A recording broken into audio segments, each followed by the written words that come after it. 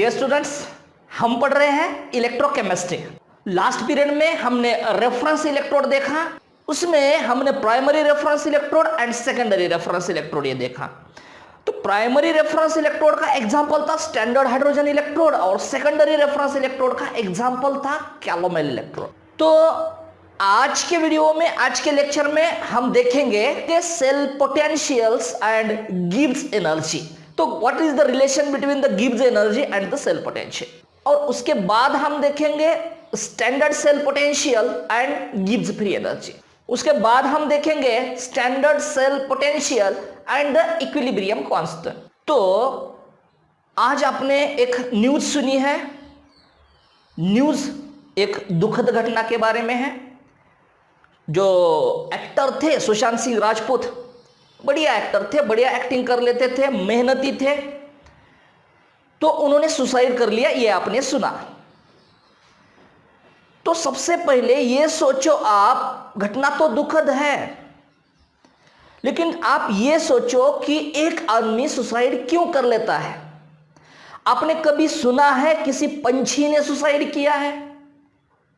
आपने कभी सुना है किसी जानवर ने, किसी पशु ने सुसाइड किया है? सुसाइड करता है सिर्फ आदमी। आपने देखा होगा, एक यहां पे स्टोरी बताता हूं मैं, कि आपने देखा होगा जो बंदर का बच्चा होता है, छोटा बच्चा होता है, वो अपने मां के साथ पेड़ पर चढ़ने की कोशिश करता रहता है। एक ही छलांग में, एक ही बार में, एक ही ट्रायल में वो कभी चढ़ पाता है पेड़ पे? नहीं चढ़ पाता। वो क्या करेगा? मां को देखेगा, फिर चढ़ने की कोशिश करेगा, गिरेगा, फिर चढ़ेगा, फिर गिरेगा, फिर चढ़ेगा।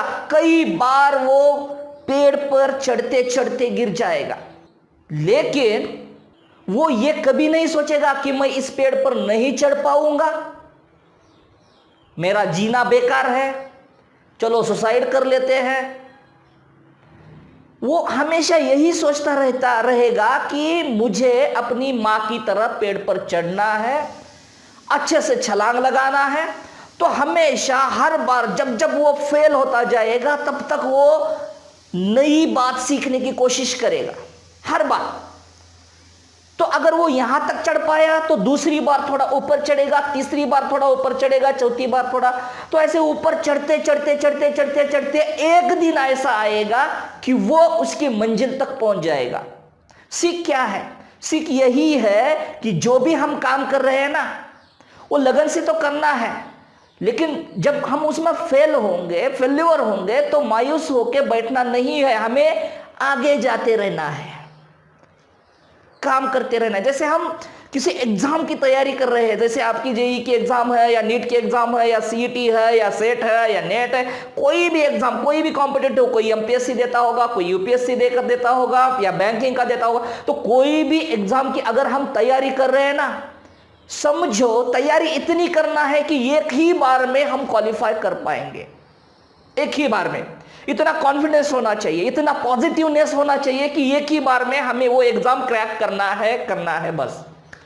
लेकिन समझो दुर्भाग्यवश हमने वो एग्जाम क्वालिफाई नहीं कर पाए, तो फेल्यूर की वजह से डिप्रेशन में नहीं जाना है, फेल्यूर की वजह से मायूस होकर बैठना नहीं है, करना है, काम को करते रहना है, एक ना एक दिन हमें वो क्वालिफाई करना है।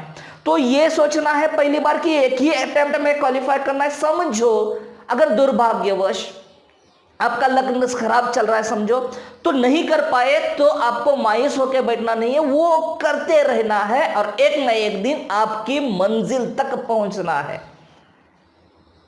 तो कभी भी फेल्यूर के बारे में, कभी भी सुसाइड के बारे में आपको सोचना नहीं है।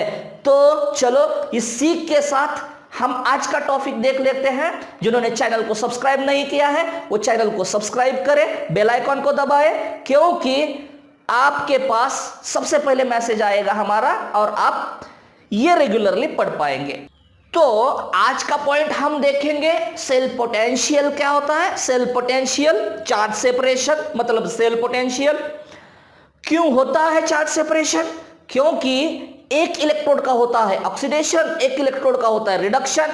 अब ऑक्सीडेशन होगा मतलब लॉस ऑफ इलेक्ट्रॉन, तो इलेक्ट्रोड पे चार्ज तैयार होगा निगेटिव और सॉल्यूशन में चार्ज तैयार होगा पॉजिटिव। अब जो दूसरा इलेक्ट्रोड है वो है कैथोड, तो कैथोड पे क्या होता है, कैथोड पे होता है रिडक्शन। रिडक्शन मतलब गेन ऑफ इलेक्ट्रॉन, तो इलेक्ट्रोड पे चार्ज तैयार होगा पॉजिटिव और सॉल्यूशन में चार्ज तैयार होगा निगेटिव। तो here charge separation takes place, यहां पे क्या हो रहा है, चार्ज का सेपरेशन हो रहा है। क्यों हो रहा है, क्योंकि एक का ऑक्सीडेशन हो रहा है, एक का रिडक्शन हो रहा है। तो simultaneously oxidation and reduction takes place in the same cell, in the same galvanic electrochemical cell। एक ही सेल में एक का ऑक्सीडेशन हो रहा है, एक का रिडक्शन हो रहा है। ऑक्सीडेशन हो रहा है उस रॉड पे निगेटिव चार्ज, सॉल्यूशन में पॉजिटिव चार्ज। रिडक्शन हो रहा है उस रॉड पे पॉजिटिव चार्ज, सॉल्यूशन में निगेटिव चार्ज। तो ये हो रहा है मतलब वहां पे चार्ज डेवलप हो रहा है, तो इसी को कहेंगे सेल पोटेंशियल। जहां पे चार्ज सेपरेशन होता है उसी को हम क्या कहेंगे, उसी को हम कहेंगे इलेक्ट्रोड पोटेंशियल। अब दोनों का इलेक्ट्रोड पोटेंशियल मतलब कैथोड का इलेक्ट्रोड पोटेंशियल और एनोड का इलेक्ट्रोड पोटेंशियल, इन दोनों में जो भी डिफरेंस है ना उसी को हम क्या कहेंगे, इसी को कहेंगे हम सेल पोटेंशियल ऑफ सेल। तो कैथोड का ज्यादा होता है इलेक्ट्रोड पोटेंशियल और एनोड का इलेक्ट्रोड पोटेंशियल कम होता है।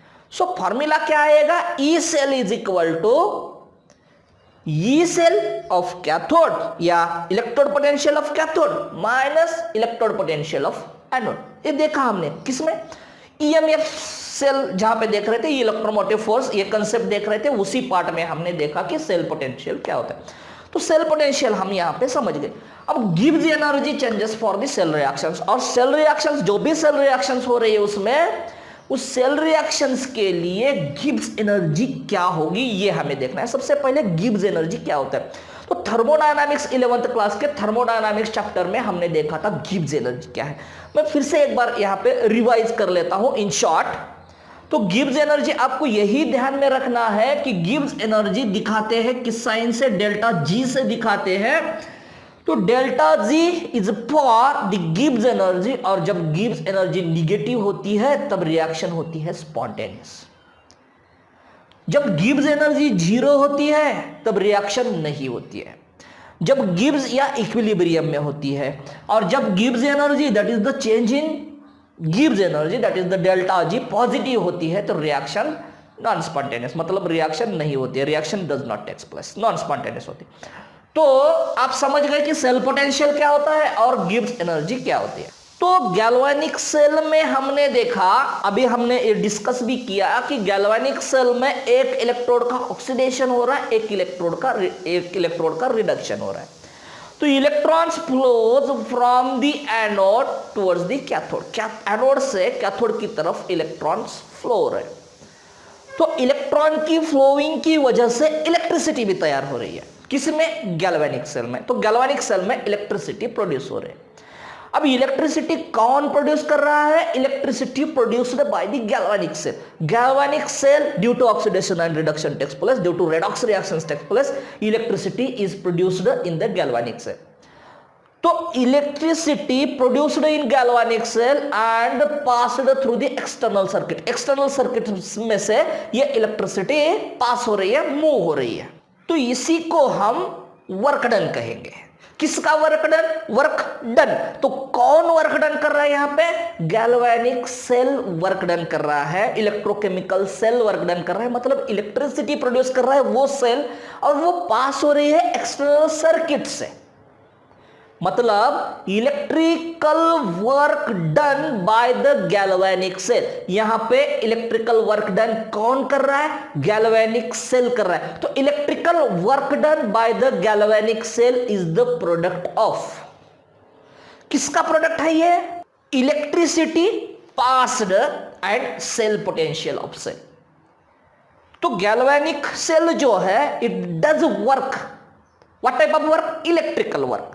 So electrical work done by the galvanic cell is the product of, किसका प्रोडक्ट है ये, electricity, electricity passed and the cell potential of cell.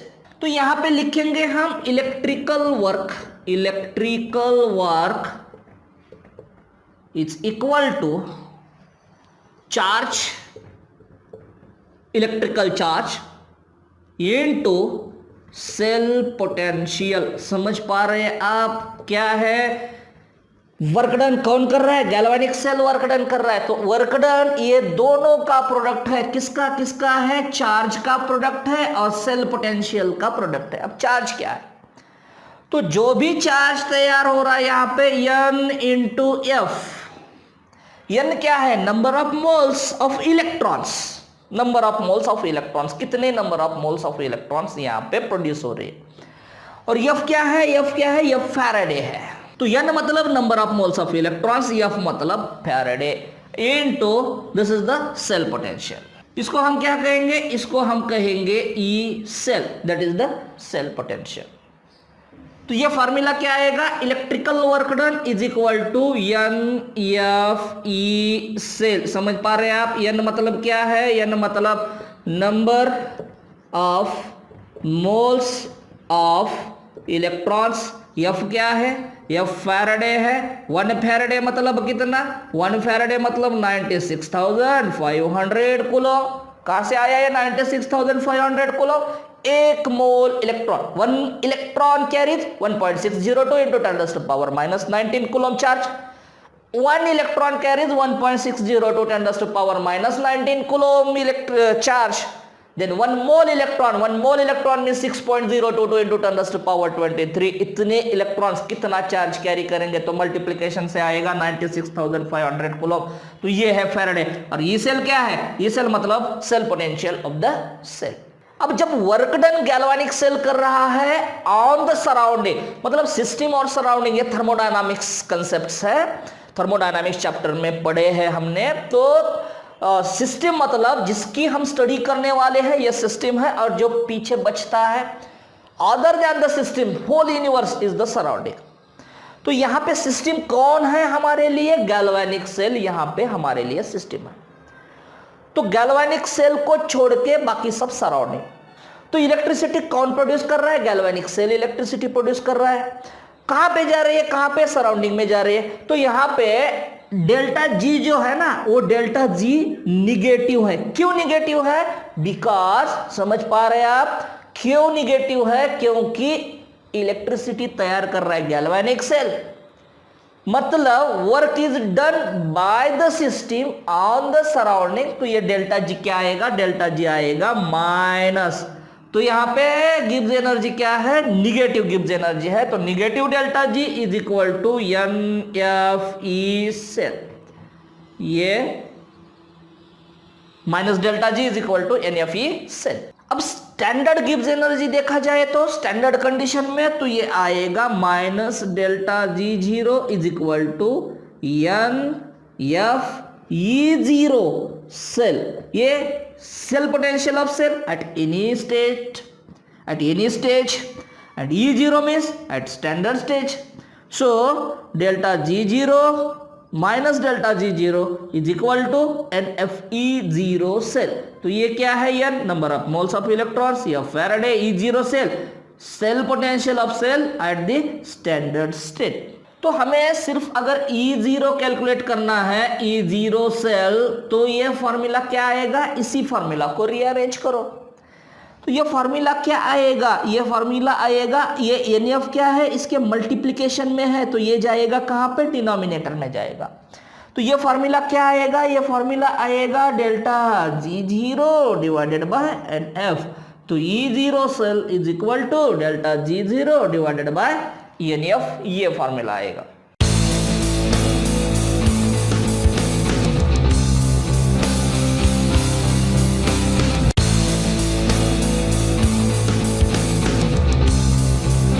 Equilibrium constant क्या है? इक्विलिब्रियम कंडीशन मतलब क्या? सबसे पहले देखेंगे 11th में जाइए, केमिकल इक्विलिब्रियम, वहां पे जाइए, ये plus B it gives C plus D. जब ये बी से कंबाइन होता है तब प्रोडक्ट देता है हमें सी एंड डी, ये प्रोडक्ट है। लेकिन ये स्टेट इक्विलिब्रियम नहीं है। इक्विलिब्रियम, अब शुरुआत में अपने ए में बी मिलाया शुरुआत में, तो प्रोसेस यहां पे फास्ट होगी, मतलब सी एंड डी अभी अभी बन रहे हैं, अभी शुरुआत हुई है सी एंड डी बनने की। तो सी एंड डी बन रहे हैं तो प्रोसेस फास्ट होगी, बहुत सी एंड डी बहुत सारे सी एंड डी बनने जाएंगे। मतलब process is forwarded towards the right hand side. तो प्रोसेस कहां शिफ्ट होगी? प्रोसेस राइट हैंड साइड में शिफ्ट होगी। मतलब कई सारे ए बी कंबाइन हो रहे हैं, कई सारे सी डी में कन्वर्ट हो रहे हैं, मतलब कई सारे सी डी बन रहे हैं। अब क्या होगा? अब प्रोसेस धीरे धीरे धीरे एक कम होता जाएगा। जो परसेंटेज था सी एंड डी बनने का वो धीरे धीरे धीरे कम होता जाएगा और एक ऐसी स्टेट आएगी जब A and B combines form C and D, similarly C and D combines forms A and B. अब प्रोसेस रुकी नहीं है, रिएक्शन स्टॉप नहीं हुई है, लेकिन जितने भी ए एंड बी कंबाइन हो रहे हैं उतने A and B C and D में कन्वर्ट हो रहे हैं और उतने ही C and D A and B में कन्वर्ट हो रहे हैं। तो इस स्टेट को कहेंगे हम इक्विलिब्रियम स्टेट। तो इलेक्ट्रोड पोटेंशियल समझा आपने, स्टैंडर्ड इलेक्ट्रोड पोटेंशियल समझा आपको, इक्विलिब्रियम को समझा। इक्विलिब्रियम मतलब ऐसी प्रोसेस, उस प्रोसेस में ऐसी स्टेट, उस स्टेट में जितने भी रिएक्टेंट मॉलिक्यूल्स प्रोडक्ट में कन्वर्ट हो रहे हैं उतने ही प्रोडक्ट मॉलिक्यूल्स रिएक्टेंट में कन्वर्ट हो रहे हैं। मतलब प्रोसेस नॉट स्टॉप, यहां पे प्रोसेस रुकी नहीं है, लेकिन जितने भी रिएक्टेंट मॉलिक्यूल्स प्रोडक्ट में कन्वर्ट हो रहे हैं उतने ही प्रोडक्ट मॉलिक्यूल्स रिएक्टेंट में कन्वर्ट हो रहे हैं। उसी को क्या कहेंगे हम? उसी को कहेंगे इक्विलिब्रियम। अब आपको बेसिक समझ गए हैं आप, स्टैंडर्ड इलेक्ट्रोड पोटेंशियल और इक्विलिब्रियम क्या है। अब हम आगे जाएंगे।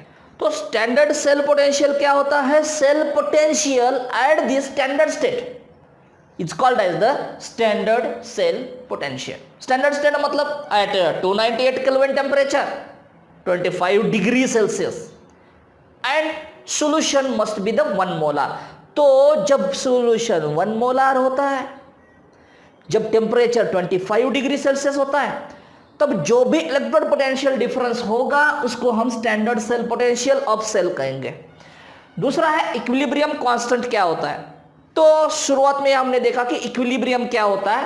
तो इक्विलिब्रियम कांस्टेंट मतलब such a condition at which reactants are converted to products, similarly products are converted to reactants and their numbers are the same। मतलब जितने रिएक्टेंट मॉलिक्यूल्स प्रोडक्ट्स में कन्वर्ट होंगे उतने ही प्रोडक्ट मॉलिक्यूल रिएक्टेंट में convert होंगे, उसी को हम कहेंगे इक्विलिब्रियम। और उसके कांस्टेंट को कहेंगे हम इक्विलिब्रियम कांस्टेंट, जैसे हमने केमिकल इक्विलिब्रियम में 11th क्लास में ये सब पढ़ा है।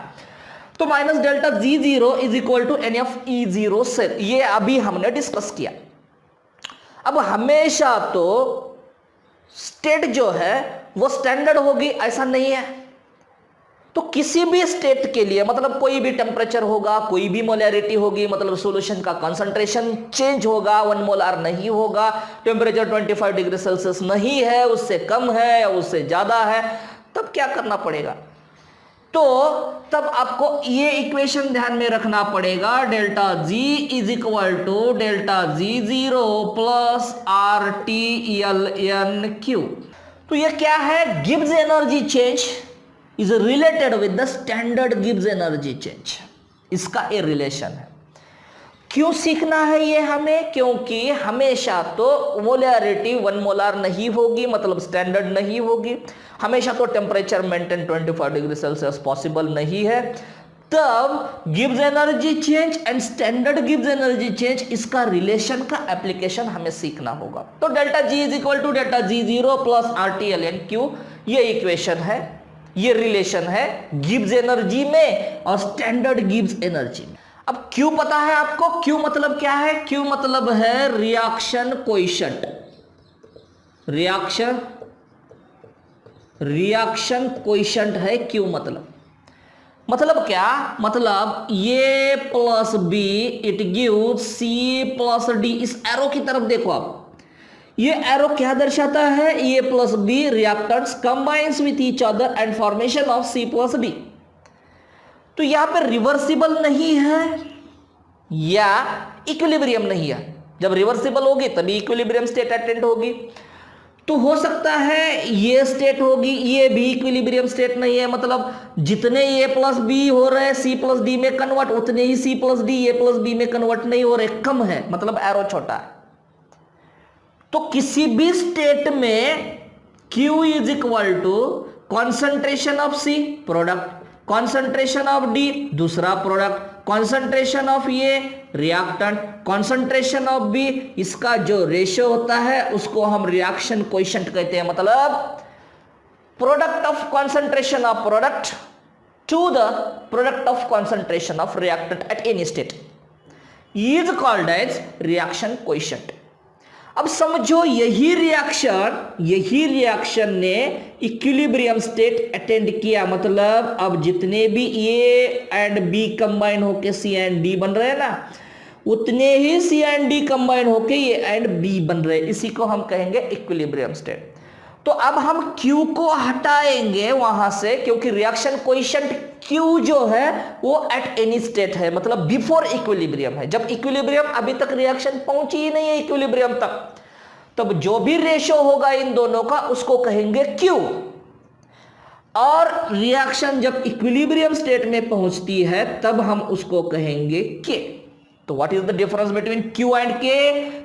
Q is reaction coefficient at any state, मतलब before the equilibrium, and K मतलब यही है concentration of C, concentration of D divided by concentration of A, concentration of B। लेकिन what is the difference between that two? Difference is that Q before the equilibrium है and K at the equilibrium है। तो Q क्या है? Q before equilibrium है, before equilibrium, and K क्या है? At equilibrium है। तो एट इक्विलिब्रियम हमें देखना है ना, तो एट इक्विलिब्रियम Q को हटाना पड़ेगा K से, तो Q की जगह आएगा क्या? Q की जगह आएगा K। एक बात। दूसरी बात, इक्विलिब्रियम स्टेट में डेल्टा G होगा आपका 0, तो लिखेंगे यहां पे एट इक्विलिब्रियम, इक्विलिब्रियम स्टेट जब अटेंड होगी तब delta G is equal to 0, Q is equal to K, value put up करेंगे तो डेल्टा G की जगह 0 is equal to delta G0 plus RT LN। अब ये क्या आएगा? यहाँ पे Q आएगा? नहीं आएगा, यहाँ पे आएगा K, क्योंकि ये 0 लिखा है हमने, ये इक्विलिब्रियम स्टेट में 0 आता है डेल्टा G। तो 0 is equal to delta G0 is plus RT LN K। हमें पता है लॉग का नियम, लॉग का नियम है LN हटाना जब होता है तब हमें इसको 2.303 से मल्टीप्लाई करना पड़ता है। तो यही इक्वेशन क्या आएगा? यही इक्वेशन आएगा। अब डेल्टा G0 को, ठीक है, और एक स्टेप बढ़ाएंगे यहाँ पे, डेल्टा G0 प्लस 2.303 क्यों मल्टीप्लाई किया? क्योंकि एलियन को हटाना है, R गैस कांस्टेंट है, T टेम्परेचर इन केल्विन है, यहाँ पे 2.303 से मल्टीप्लाई किया, मतलब एलियन को हटाया, रखा लॉग बेस 10, अब ये K, तो ये इक्वेशन आया, ये 0 इज इक्वल टू है। अब डेल्टा G0 को लेना है बराबर के लेफ्ट साइड में, तो डेल्टा G0 माइनस हो जाएगा, ये प्लस है तो 2.303 RT log of base 10 K, ये इक्वेशन आएगा। तो ये साइन चेंज करेंगे, यहाँ पे डेल्टा G0 को करेंगे प्लस, तो ये आएगा माइनस, तो ये delta G0 is equal to minus 2.303 RT log of base 10 K।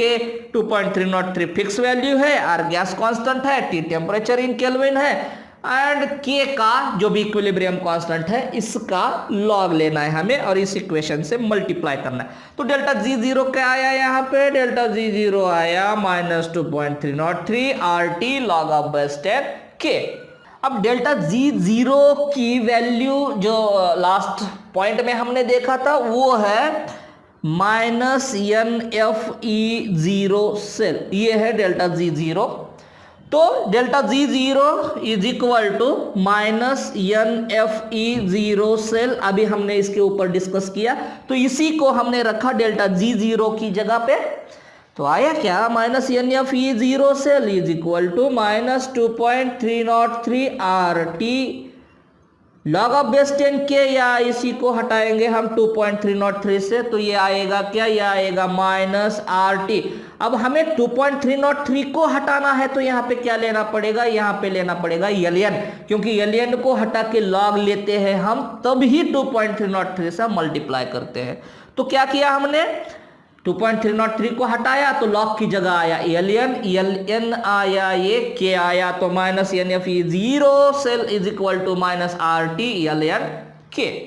तो इसको हम लिखेंगे इस तरह भी, NFE0 cell is equal to, अब लेंगे 2.303, तो माइनस ये किस लिए लिया हमने, आपको समझने के लिए सिर्फ कि लॉग को हटा के LN रखा तो 2.303 को भी हटाना पड़ेगा, इसलिए एक स्टेप को बढ़ाया हमने यहाँ पे। तो 2.303 RT, अब यहाँ पे 2.303 से मल्टीप्लाई किया तो LN को हटा के क्या लिखना पड़ेगा हमें, लॉग ऑफ बेस 10, ये लिखेंगे K। तो अब आगे जाएंगे, सिर्फ E0 सेल हमें कैलकुलेट करना है, तो E0 सेल ये मल्टीप्लीकेशन में है माइनस NF, तो यहाँ पे डिनोमिनेटर में जाएगा, आगे जाके डिवाइडेशन में जाएगा। तो ये इधर आया तो ये आएगा क्या, ये आएगा E0 cell is equal to 2.303 RT divided by NF log K, ये इक्वेशन आएगा।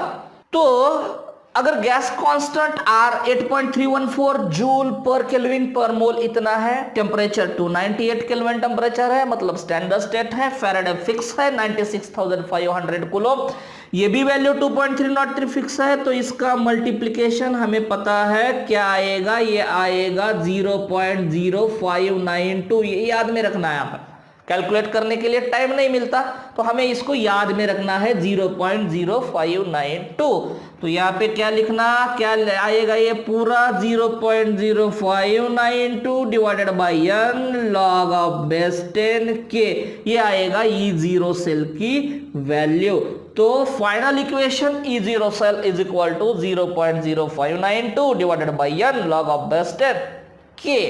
तो ये इक्वेशन कब, ये इक्वेशन एट 25 डिग्री सेल्सियस, तो 25 डिग्री सेल्सियस पे आएगा क्या, आएगा 0.0592 divided by n log of base 10 K, ये वैल्यू है E0 सेल के लिए।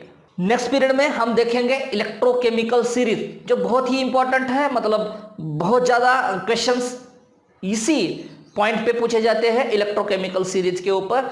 और जब इलेक्ट्रोकेमिकल सीरीज, ये ऐसा पॉइंट है जिसको हम रट नहीं सकते, सिर्फ उसको उस कंसेप्ट का क्लेरिफिकेशन होना और उसके आधार पर क्वेश्चन को सॉल्व करना, यही पॉसिबल है। तो कंसेप्ट को समझना ज्यादा इंपॉर्टेंट है इलेक्ट्रोकेमिकल सीरीज के बारे में, और फिर MCQ और ये जो भी क्वेश्चंस है आपका, उस क्वेश्चंस का प्रैक्टिस करना। तो आई होप आज के पीरियड में जो भी हमने पढ़ा है आप समझ गए हैं। तो नेक्स्ट पीरियड तक पढ़ाई करते रहो। Thank you.